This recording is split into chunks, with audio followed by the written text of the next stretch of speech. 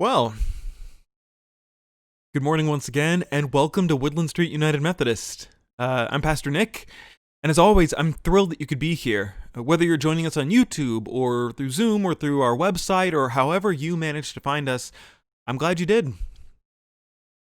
Things are a little different today, obviously. We're in the living room for the living room service. It's a little new. I'm also not looking directly at the camera. I promise that's not going to be a typical thing. The reason for it is simply that I have a lot of sermon notes, and typically when I have a lot of notes, I put them up on a television or on a computer monitor as like a kind of teleprompter. But that just makes it look like I couldn't be bothered to actually make eye contact with you, so I'm just looking a little to the side, and my eyes are always going like this as I read. So we're just giving up on that. I've got my notes right here, and we're going to see how this goes. At any point, Pepper, our live guest, and Hannah's and my dog, might go nuts because of things outside. We're just going to have to live with that. There's also a fly, who is our other live guest for the evening. Can we convert him? We'll see.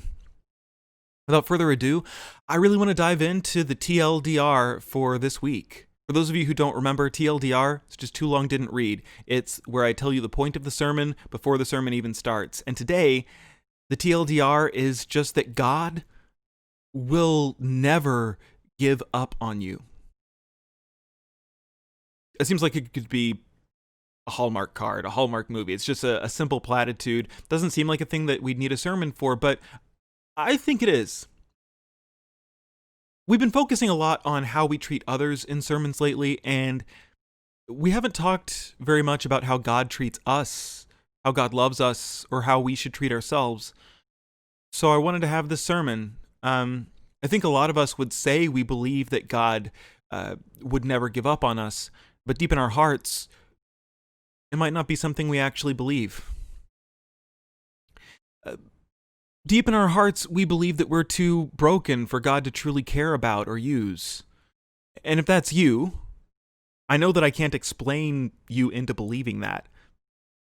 I know I can't explain you into believing that God actually loves you, cares about you, and is not going to give up on you. So today I won't be explaining.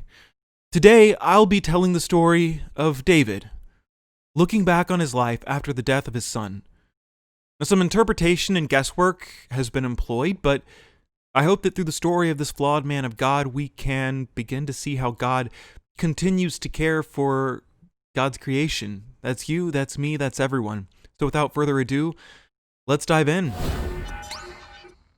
Our first text for today is Psalm chapter 13.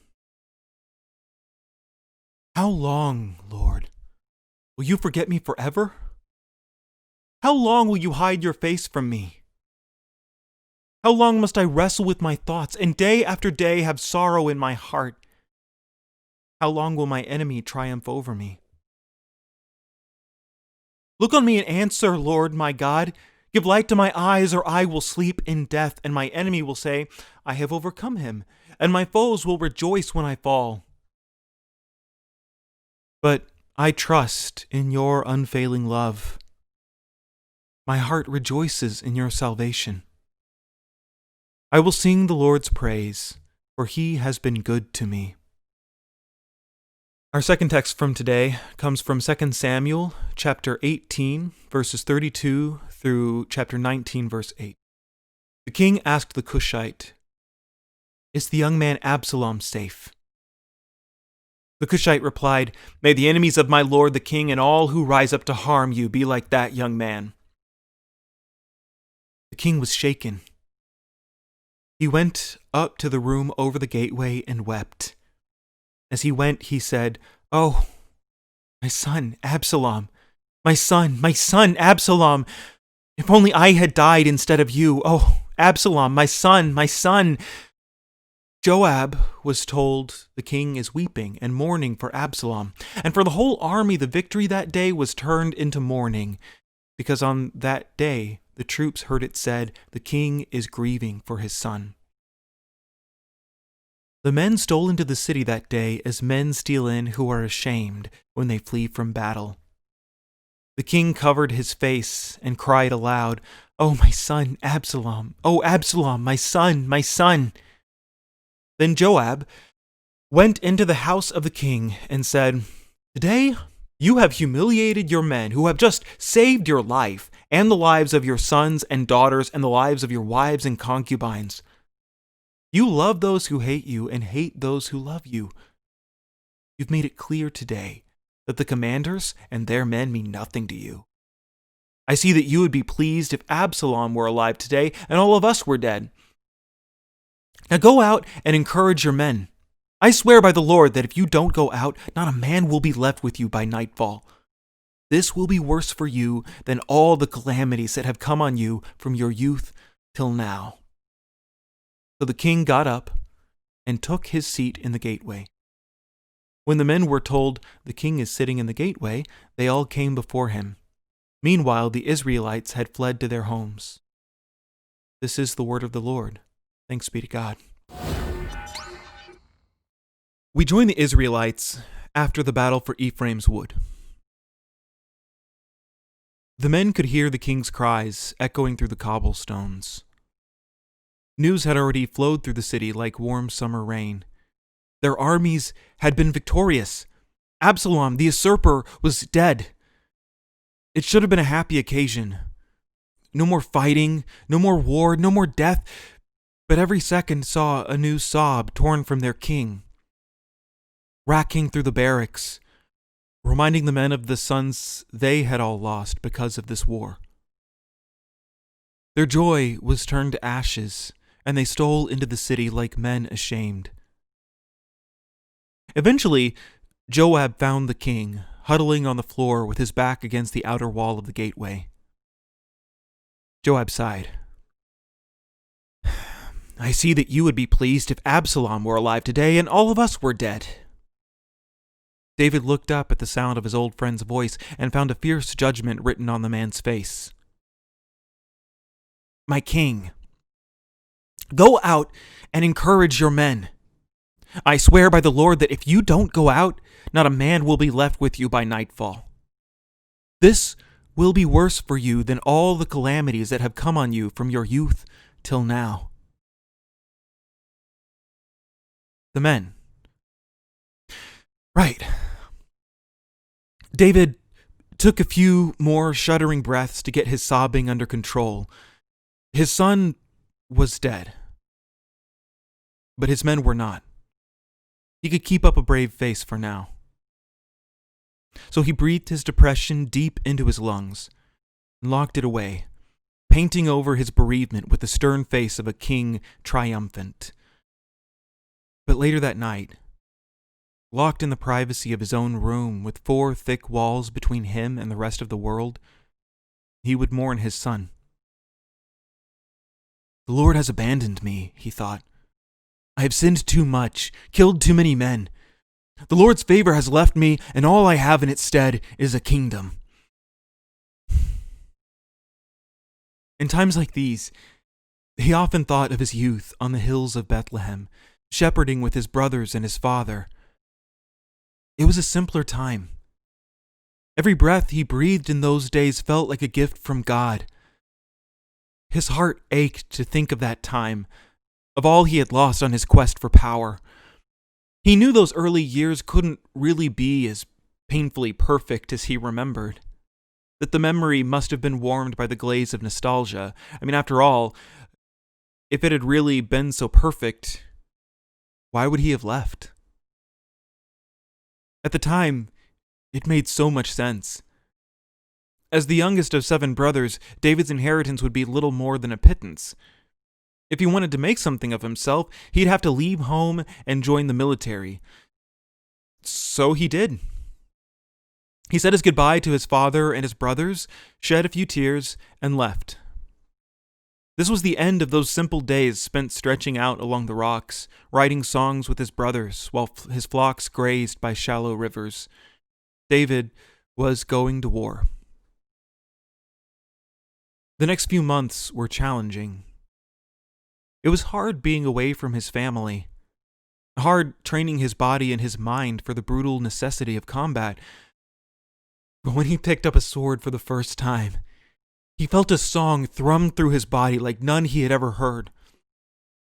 The world made sense with a sword in his hand, and as he flowed through the forms his trainer drilled into his muscles, he found that song expanding in his chest. Later, by the fire, he would try to recreate that song on his lyre. The men of his cohort were awed at the skill of his hands and the bright, clear beauty of his voice, but to David, his song was just a distant echo of the thrilling staccato he had heard before. Time passed, and brought war in its wake. The Philistines were advancing on Israel's territory, and David's cohort was called in to respond. He killed a man for the first time that day. Goliath was his name. The man was a 10-foot-tall giant, though everyone feels 10 feet tall when you're as small as David was. But when the other soldiers, the Philistines, saw their champion fall, they broke ranks and fled before Israel's forces. The men of David's cohort were jubilant, but David was still shaking. He'd taken a life. Did this man have a family? A father and brothers who were expecting him. Maybe a mother who loved him. But as more and more of the men congratulated him and patted him on the back, his conscience gradually eased and a genuine smile sprouted on his face. Killing got easier. Maybe it shouldn't, but it did. The Philistines were the enemy, and every night by the fire, David and his men would compare numbers, asking how many fills they'd taken that day. When it was broken down into us and them, his hand stayed steady, and the song his sword sang through his bones flowed clean and easy. More and more men were placed under David's command, and he soon proved as gifted at tactics as he was with sword and song. His fame grew and grew until word of his prowess had reached King Saul himself. Seeing the love David had among his soldiers, Saul sought to bind David to his house, without giving him the keys to the kingdom. So, he gave David his youngest daughter, Michal. The king honestly thought that this marriage would quell David's thirst for power, but as Saul's popularity fell, David's star was rising fast. Whispers had been spreading for a while. Should David be king? The military, the common people, even Saul's own son loved him. People were even saying that the prophet Samuel had denounced Saul and anointed David to be the next king of Israel. For David's part, he liked the rumors. He sometimes thought back to those pleasant days shepherding with his brothers on the hills of Bethlehem, but he had long ago traded in his shepherd's crook for a sword. There was no going back to that life. Either David would be powerful or he would be nothing, but he could never be that shepherd boy again. Unfortunately, the next chapter of David's life was full of running, fighting, hiding in caves, and killing any men who stood in his way. Saul had turned against David and forced him to flee into the desert. So David found allies, forged alliances, and waged war against his own countrymen. He had found unlikely allies in the Philistines, and with their armies he proceeded to take the throne that Samuel the prophet had promised him all those years ago. At first, his hands shook to hold a sword again. The old song was gone, and left a low, somber tone in its stead. Was there any goodness in this war? He had allied with his enemy to fight against his friends. How could he kill as he once had? How could he think of his fellow Israelites as the enemy? Why not just run far away and find a quiet pasture to tend? It could be like the old days with his family and his music on the hills of Bethlehem, but no. Those days were gone. His family and his God were now the enemy. With as many lives as I've taken, he thought, with as many things as I've done, surely the Lord himself has abandoned me. Surely the favor of God only falls on innocent shepherds. If I can't have that, I might as well have a kingdom. From that moment on, David decided that nothing he desired would be denied him. Men who stood in David's way quickly found a knife in their back or poison in their soup. Now, he never ordered the deaths himself, of course, and he mourned their passing publicly, but death by death, David made his way to the throne of Israel. Ishbosheth, Saul, even Jonathan, who was once David's closest friend, all died to pave the road to David's coronation.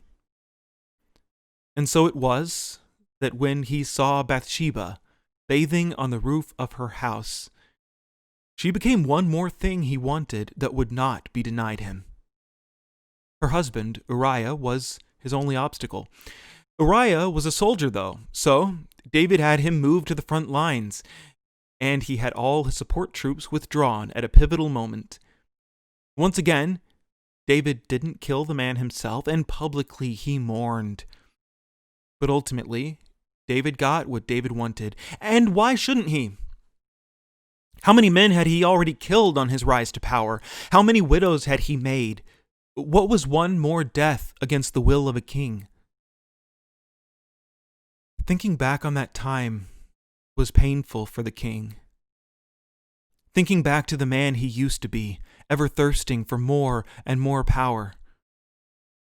Absalom, he thought as he stumbled into his chambers. If I had been a better man, could things have gone differently? He sank down with his back to the wall of his room. He tried to unbutton his coat, but ended up bending forward, gripping his hair in tight fists as he hyperventilated, gasping in deep breaths of air while he trembled and shook. How long must I wrestle with my thoughts, and day after day have sorrow in my heart? How long will my enemy triumph over me? Hadn't he tried? Hadn't he worked to be a better man? All those years ago, after Uriah's death, when the prophet Nathan had come to the king with that strange story, he had talked of a man who had many sheep stealing from a man who only had one. The story had brought David back to his days on his father's farm, the warm sun, bright songs, and simple, honest work. It brought his heart back to the right and wrong his father had taught him and the law of the Lord he had learned every day. Hearing the story of the rich man stealing sheep from the poor, David declared, "That man should be put to death for stealing from someone who has so little." "That man is you," the prophet replied. Those words still haunted David. It was a turning point in his life. He decided then and there that he would no longer be that man who killed Uriah and waged a war against his own people. He would be a good king and an honest man, a man after God's own heart. So he put down his bronze sword and picked up a king's scepter. For a time, things were happy. Never as happy as the days of his youth, but the kingdom was healthy and his family was strong. That is, until Absalom. David's son was well liked by the people, though underneath that, there was a darkness. David sensed the same poisonous thirst for power he had known in himself all those years before, but he hoped Absalom would just grow out of it. After all, hadn't he? But then Absalom killed his brother in vengeance for his sister's rape. Not long after that, he raised an army to take the reins of the kingdom from his father, David. What was David to do? He couldn't give the kingdom to Absalom. Absalom was unstable and power-hungry. If Absalom conquered Israel, David was sure his first move as a king would be to kill all his brothers and his sisters, and then all of David's wives and concubines, and finally, David himself. I mean, after all, hadn't that been what David did when he took the throne from Saul? Civil war raged in Israel. Even as men killed and died for him, David continued to say, Please, deal gently with Absalom. Please, don't kill my son. But he didn't have any real hope. He knew that God had abandoned him years ago. And how could he not? Look at all David had done. Look at all the sons he had taken from the mothers of Israel or from the fathers of the Philistines. Yet, even though his hope was gossamer thin, the news of his son's death still broke against him like waves against a bluff. It tore open scars he thought long healed and filled them with salt spray. God has left me, he thought, and he longed for it not to be true. I've turned my back on God too many times. I've taken too many lives, hurt too many hearts. God has left me, and he has taken my son with him. He felt a mournful song rise in his heart. Not just a mourning for his lost son, but for the lost days of his youth. He imagined himself teaching Absalom to hurl a sling and to tend sheep on the hills of Bethlehem. He remembered his brothers and his father and their warm smiles. He remembered the way every breath in those days felt like a gift from God, and he felt the loss of that God. The God who had abandoned him all those years ago when he'd gone off to war. He mourned that loss most of all. The song swelled in his chest, mournful and slow, until he thought for sure it would burst, and he sang out, "How long, O Lord? Will you forget me forever? How long will you hide your face from me? Look on me and answer, Lord my God. Give light to my eyes, or I will sleep in death. And my enemy will say, I have overcome him, and my foes will rejoice when I fall. How long, O Lord, will you forget me forever?" And then, in the midst of his mourning, he felt a gentle touch on his heart, and a loving voice whispered words David had long since forgotten, words his father had taught him from the law of the Lord. The voice said, "Be strong and courageous. Do not be afraid or terrified, for the Lord your God goes with you, David. He will never leave you nor forsake you." Like waking from a dream, David remembered the stories he used to hear of times the people had turned away from their God. How Adam and Eve had eaten forbidden fruit, how their son, Cain, had murdered his brother David, how Abraham doubted the promise of God, and how the people had rebelled time and again, turning to idols, forgetting the Lord their God. And yet his love continued to endure. He would never leave them nor forsake them.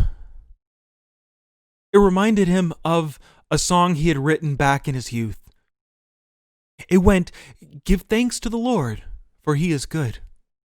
His love endures forever.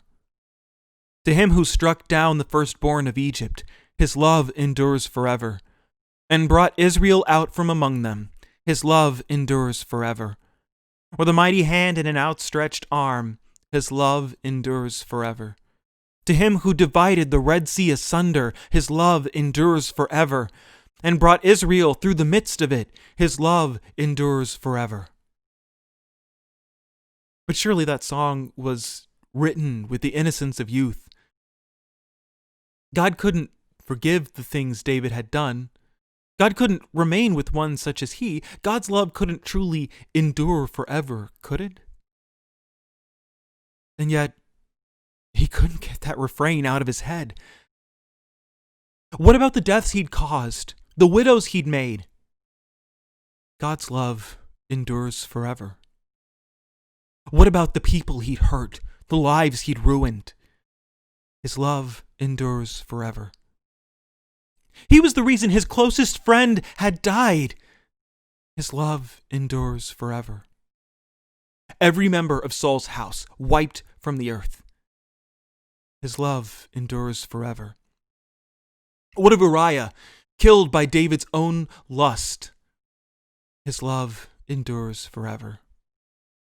What of Absalom, his own son, his enemy? His love endures forever. How long, O Lord, David sang, will you forget me forever? And the Lord replied, No.